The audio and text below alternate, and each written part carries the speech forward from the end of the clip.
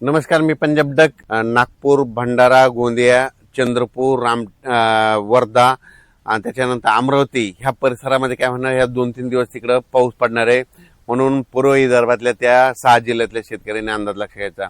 म्हणजे पूर्व विदर्भामध्ये 6 जिल्ह्यामध्ये 13 तारखेपर्यंत पावसाचा अंदाज आहे, म्हणून हा त्यांनी शेतकऱ्यांनी अंदाज लक्ष घ्यायचा. तिथं मराठवाड्यात देखील परभणी जिल्हा, लातूर जिल्हा, बीड जिल्हा, जालना जिल्हा, संभाजीनगर, त्याच्यानंतर हिंगोली, नांदेड या जिल्ह्यामध्ये काय होणार आहे, खूप काय मोठा पाऊस पडणार नाही. दुपारपर्यंत ऊन पडेल, पण ह्या 4-5 दिवसामध्ये काय होणार आहे, तुरळक ठिकाणी विखुरलेल्या स्वरूपाचा पावसाचा अंदाज आहे. म्हणून परभणी, लातूर, बीड, धाराशिव, जालना, संभाजीनगर, हिंगोली ह्या शेतकऱ्यांनी अंदाज लक्ष घ्यायचा. त्याच्यानंतर राज्यात आपण उत्तर कोकणपट्टीकडे वळू. तर कोकणपट्टीकडे मात्र आजपासून ते 14-15 ऑगस्ट पर्यंत तिकडे मात्र पाऊस सरीव थोडा चालूच राहील, म्हणून हा अंदाज सर्व शेतकऱ्यांना घ्यायचा. नाशिककडे देखील पाऊस थोडाफार चालूच राहील, सरीव चालू राहील, म्हणून नाशिक जिल्ह्यातील शेतकऱ्यांना अंदाज लक्ष घ्यायचा.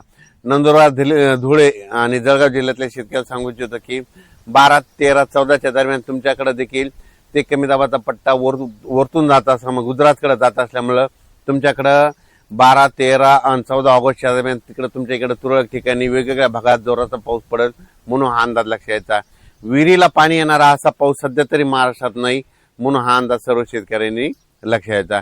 त्याच्यानंतर इकडं अहिल्यानगरकडे देखील, अहिल्यानगरच्या सर्व जिल्ह्यात सगळीकडे जोराचा पाऊस पडणार नाही, फक्त विखुरलेल्या स्वरूपाचाच पाऊस असणार आहे. म्हणून हा अहिल्यानगरच्या संपूर्ण जिल्ह्यातल्या, तालुक्यातल्या, शहरातल्या, गावातल्या लोकांनी हा अंदाज लक्ष घ्यायचा. त्याच्यानंतर पुणे, सातारा, सांगली, सोलापूर, कोल्हापूर त्या पश्चिम महाराष्ट्रात देखील काय होणार आहे, सरीत राहणार आहे. तुरळक ठिकाणी विखुरलेल्या स्वरूपात आणखीन 13 ऑगस्ट पर्यंत पाऊस राहणार आहे.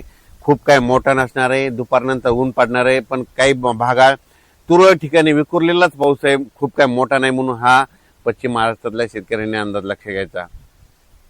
कोल्हापूर, सातारा आणि इकडे कोकणपट्टी तिकडे मात्र सरीव त्या चालूच राहतील. मात्र कर्नाटकला एवढा काही मोठा पाऊस पडणार नाही, म्हणून कर्नाटकच्या शेतकऱ्यांनी अंदाज लक्षात घ्यायचा. तुरळक ठिकाणीच पाऊस आहे. तेलंगणात देखील तुरळक ठिकाणीच पाऊस पडणार आहे, म्हणून अंदाज लक्षात घ्यायचा.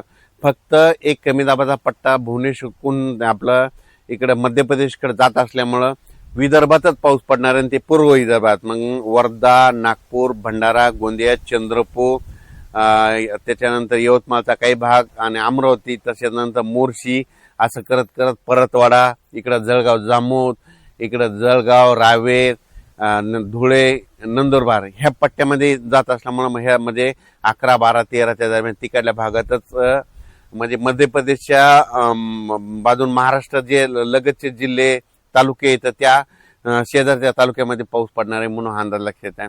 संपूर्ण महाराष्ट्रात काही सर्वदूर पाऊस पडणार नाही, विखुरलेल्या स्वरूपाचा पडणार आहे. दिवसा ऊन पडल, वारं सुटल, म्हणून हा अंदाज लक्षात आहे. सप्टेंबर, ऑक्टोबर मध्ये मात्र सप्टेंबरच्या पहिल्या आठवड्यात मात्र महाराष्ट्रात विहिरीला पाणी येईल असा पाऊस पडणार आहे. पुन्हा मात्र धरण क्षेत्रात वाढ होणारा पाऊस, परतीचाच पाऊस असणार आहे, म्हणून हा अंदाज सर्व शेतकऱ्यांना लक्षात घ्यायचा. त्याच्यानंतर 15, 16, 17 ऑगस्टच्या दरम्यान एकदा राज्यात पाऊस आहे, पण ते सर्वदूर नाही. ते पण काय होणार आहे, पुन्हा एक कमी दाबाचा पट्टा तयार होणार आहे. ते काय होणार, परत ते काय होणार, भुवनेश्वरहून छत्तीसगडहून मध्य प्रदेशकडून तिकडं उत्तराखंडकडे जाईल. मग उत्तराखंडकडे जात असल्यामुळं महाराष्ट्रात फक्त वर्धा, नागपूर, भंडारा, गोंदिया त्या परिसरात तिकडं जोराचा पाऊस पडेल, आणि तिकडं पाऊस पडत असल्यामुळं महाराष्ट्रात फक्त सरीव तुरळक ठिकाणी 15, 16, 17 ऑगस्टच्या दरम्यान विखुरलेल्या स्वरूपाचा पाऊस पडणार आहे, असा मोठा पडणार नाही, म्हणून अंदाज लक्षात. फक्त मात्र विदर्भात, पूर्व विदर्भात ते पाऊस असणार आहे, म्हणून पूर्व विदर्भातल्या शेतकऱ्यांनी अंदाज लक्षात घेऊन आपण आपल्या शेतीची कामे करायची. यावर्षी सप्टेंबर, ऑक्टोबर मध्ये जास्त पाऊस पडणार आहे. म्हणजे ऑगस्ट संपताना जे वातावरण चेंज होईल आणि सप्टेंबरच्या पहिल्या आठवड्यात चांगला जोराचा पाऊस असणार आहे, आणि ते राज्यभर सगळीकडे पडणार आहे.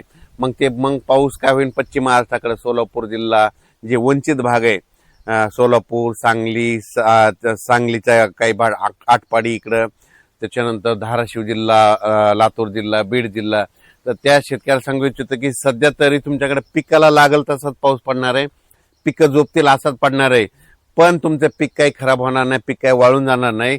मात्र सप्टेंबर मधला पाऊस मात्र तुम्हाला सरासरी भरून काढणार आहे.